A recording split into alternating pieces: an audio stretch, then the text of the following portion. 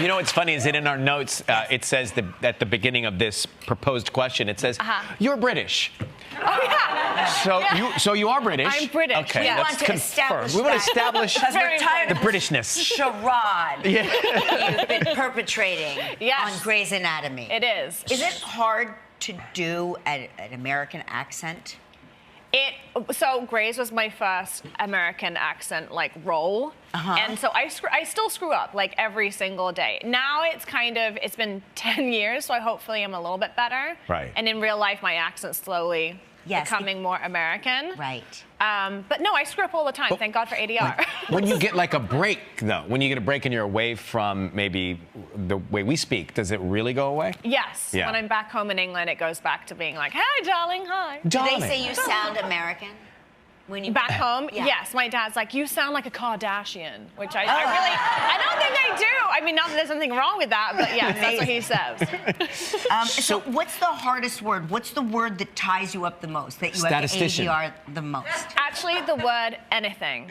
Anything. Because y'all say anything. Yeah. Me and Kevin McKidd, anything is like our kryptonite. Really? Because you see it coming, right? And you panic. You know it's coming in your head. Yeah, it's a panic attack. Yeah. Can you self-diagnose now with all of that knowledge? Can you sort of evaluate yourself? I'm more of a hypochondriac because I feel like I know everything that could go wrong.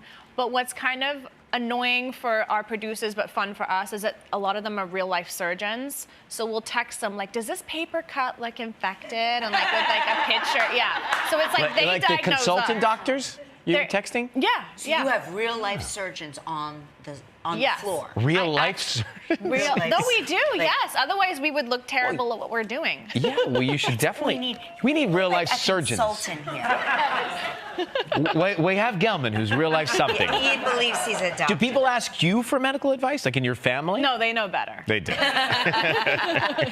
Have you learned, though, because we always believe that any actor playing a doctor or a lawyer essentially becomes a doctor or a lawyer, de facto. In their head. For all intents and purposes. No, do I think that I know things? Yes, of course. Yeah, I'm like, that's gastroenteritis. But if you were on a plane and they said, "Is a doctor on board?"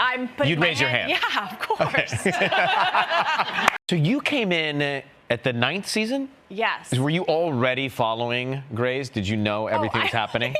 Yes, I was a huge fan. Back when it started, I was waiting tables in Los Angeles, didn't have a car, was taking the bus home, and I remember there was no DVR back then, at least in our household. I can't remember if there was. And so I would remember trying to make it home on the bus to make sure that I would watch Grey's Anatomy, because it was just, I was a huge fan. Yeah. And so when you showed up, did you have a hard time keeping your cool around Ellen Pompeo? Yes, because they wouldn't give me the script until my contract was done, which was the night before. And when I got the script at 8 p.m., I had a monologue of medical dialogue this big with Ellen. Not the medical And I dialogue. had a panic attack, and that scene got cut, actually. It never even made it to air. I didn't know I was terrible.